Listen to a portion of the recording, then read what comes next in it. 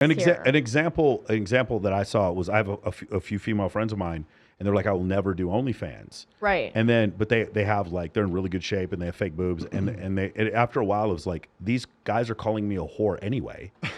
I might as well do OnlyFans. I'm not saying it's a good reason. I'm not excusing it. What I'm saying is that at some point, it's like, I could accept this criticism that is incorrect, or I could accept this criticism that is incorrect and make $350,000 a year. Like that's the point. That's the bifurcation. And all it does is reward women to do this, because the problem isn't that men believe in some of morality. Hey, let's go back to our Christian values and things will be better. Yeah, maybe maybe that's true, maybe it's not. But the point is, they're still denigrating women who aren't even doing that. At the same time, it's like, who gives a fuck? Especially now, if men are like, oh, you suck because you want to sell this on OnlyFans, it's like, okay, and I'm making money and you're not. It's becoming more acceptable now. The problem is the men that judge this, I'm telling you, they're the same ones that are asking you for all the personalized videos, and it's boring. It's bullshit. I'm tired of hearing, oh, you're a slut because you do this. I don't care. I think you're a dick because you do this. Like, at the end of the day, what are my feelings going to do to you? What are your feelings going to do to me? At the end of the day, I'm making my money. I'm focused on me. You focus on you. We're good. Yeah, I think the criticism, a legitimate criticism, not the guy just being a hater, is that you're going to have at some point a situation where you're going to want to be in a relationship. Obviously, you're in a relationship. I'm not talking about you, but a girl's going to want to be in a relationship, and she fucked her ex on OF, and then the guy after that when she broke up with her ex, and then went back to her ex, and that's still up there, and she's making a fuck ton of money, and then she meets a good guy. And so she taking that shit down? She was making $200,000. You know what it is? I think people were going to do shitty shit regardless. Yeah. And now it's just being broadcasted for entertainment. Yeah. I love it. No, I understand you love it, but and from her standpoint, if she wants the husband and kids, do you see how this is an obstacle? No, I totally get that. Like if I take steroids for 15 years and my kidneys fail, I don't have anyone to blame. Right. I just can only blame myself. Right. If it's a situation where I'm sitting there doing stuff on OF, again, it's from the empowerment standpoint, of course you're correct, but from a standpoint of like, is she doing the best job for her in the long term to have a kids and a family? A lot of people would argue no. Now, here's the contrapositive of that is 33% of men under the age of 30 are having zero sex. Zero. Bilzerian told me the other day, I was talking to him, he's like, he saw one study, 66% of men with no sexual partners whatsoever. So I have friends that are literal porn stars who are getting engagement rings. Like, they don't care. So, like, there's such a dearth of men who have no options whatsoever that there's still, no matter what you do as a woman, if you're attractive or if guys find you attractive, you're still going to get some dude wanting to be with you. But it might not be the guy you want. He may be a couple rungs below, but that's essentially what's going on. So I think there's the trade-off there. Again, can women make money doing this? Of course. That's not, no one's stopping you from doing that. It's a free country. The point is, when you do that, it's like, from my standpoint, I understand that for me being so ostentatious on social media, and you understand from the same point, there's some sponsors who are not going to want to work with you because you're showing your literal ass on OnlyFans. You understand what I'm saying? Yeah. There's going to be some that don't want to work with you. And so you understand there's a cost-benefit analysis for me. For me, it's like, I do crazy shit on my social media with bikini competitions or whatever, and there's times where I ask myself, was this worth it? Because I wanted to work for an NBA team. I don't know if that's a possibility anymore because of the shit that I do. But my question is, for me to even have that consideration, I would have to have a certain level of notoriety, which wouldn't exist if I hadn't done this in the first place. You see what I'm saying? Do you almost think that makes it better, though? What do you mean? Being flamboyantly yourself. Like, let's say there's a girl that does anything and everything on OnlyFans.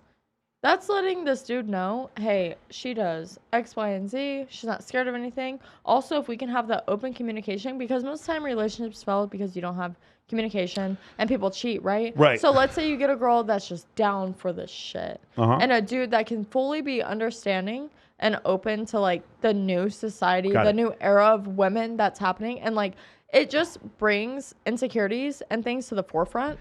Okay, but Brie, here's the problem, right? So there's studies that show that for men, as we have more sexual partners, it doesn't affect us in our next relationship. What affects men is the number of options that they have. What causes men to cheat is options, because men do not look specifically for emotional connections with women that they cheat with. Men just want variety. That's it. For women, when they have a number of sexual partners, every additional sexual partner, the likelihood of them staying in a marriage plummets. And to the point where you get past 20, it's like 17% of women stay in a marriage after they've had 20 sexual partners. And so it becomes problematic for a woman who wants to maintain happy. And like, and the thing is, she might be with the perfect guy. The problem is she has all these other men who imprinted on her before. And so there's studies that show she has a more difficult time.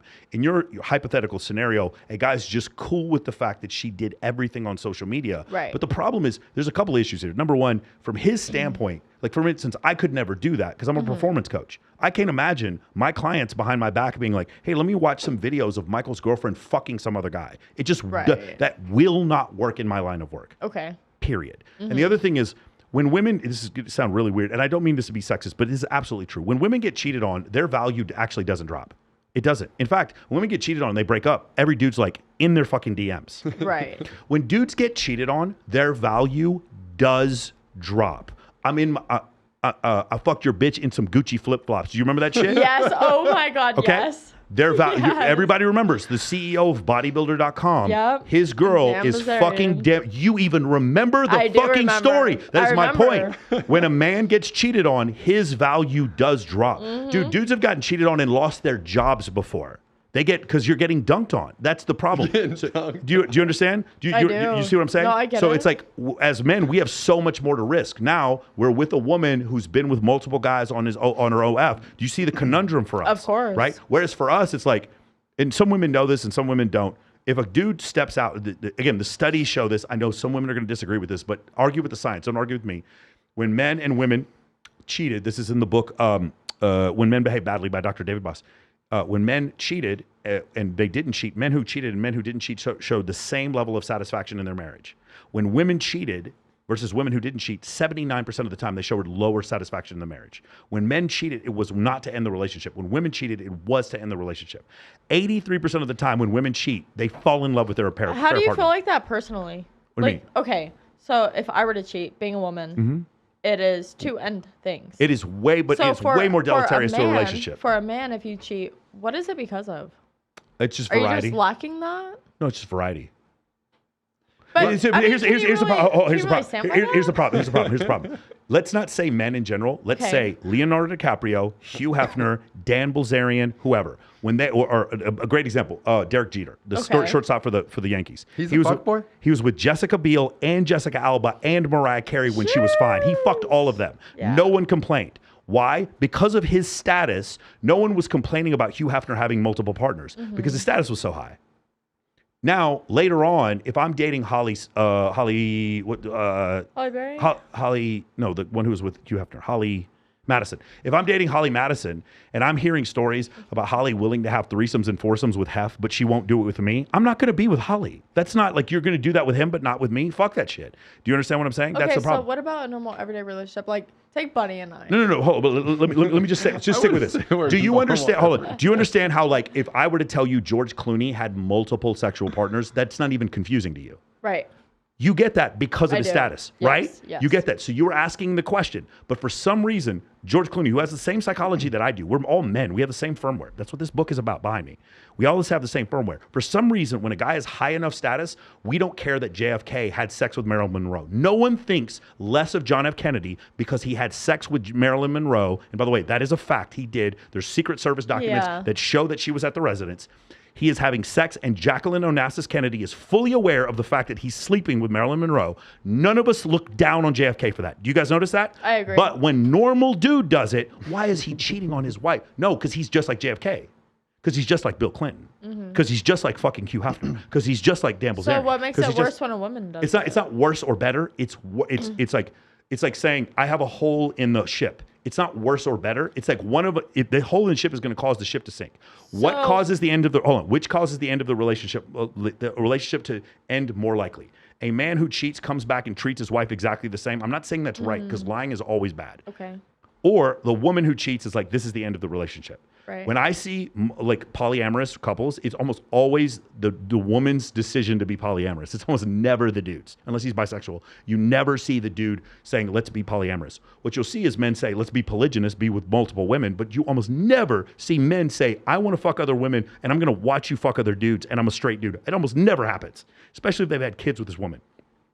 And so when you see that, there is a, if your point is there's a double standard, 100% there's a double standard. And there's a double standard because I can bench press 350 pounds and you can't. There's a double standard because my testosterone is 17 times greater than yours. Yeah. And throughout history, my lifespan is 72 years, yours is 78. There's more women on the planet than men because we die faster. We go put out fires, we go to war, we're far more likely to die from violent crime, and 4 times as likely to commit suicide. So the point I'm trying to make is there is a double standard. My point is not one is right or one is wrong. One is more deleterious to a relationship than the other. So I have a question with